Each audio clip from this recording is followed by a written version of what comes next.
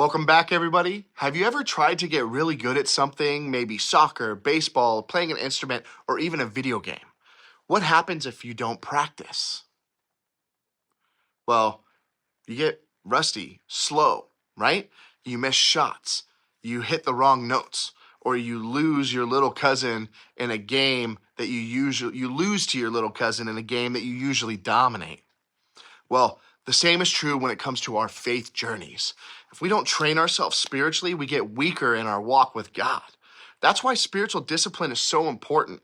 Today, we're going to talk about how training in godliness is just as important as training for a sport or a game, and why it's totally worth it. You know, training takes effort.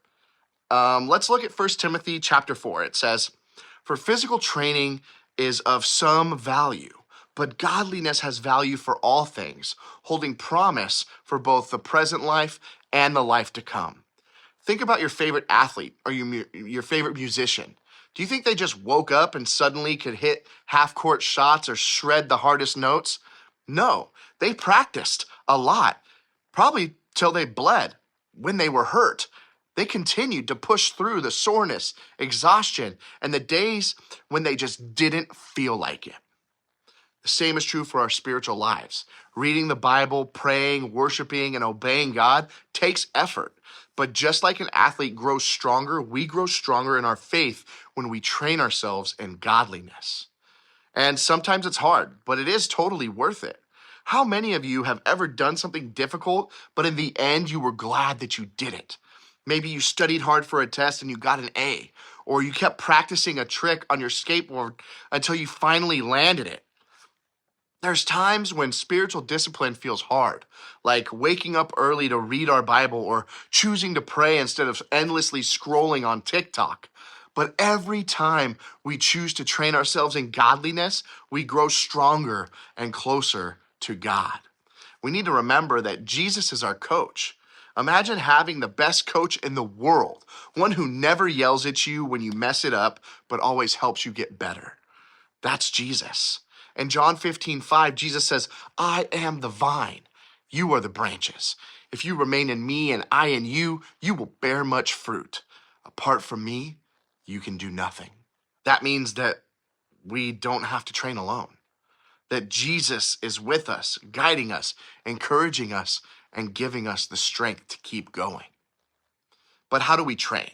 Let's break it down into a game plan for ourselves.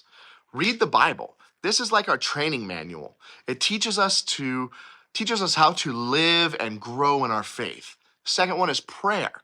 Talking to God strengthens our relationship with him, just like talking with our friends. That makes our friendship stronger. Third thing, worship. Whether it's singing, dancing, or just thanking God in your heart, worship helps us focus on him. And four, serve others. Helping others is like spiritual exercise. The more we do it, the stronger our faith muscles get. I want to take off with a challenge. So here's my challenge for you this week. Pick one of those spiritual disciplines to work on every day. Maybe read a short Bible verse, or pray before school, or take a moment to thank God each night for the things that you have. It doesn't have to be big, but just like in sports or in music, the small things add up. Remember, training in godliness isn't about being perfect. It's about growing closer with God little by little, step by step. And trust me, the rewards are better than any trophy or any high score that we could ever receive. Take care and have a beautiful week, guys.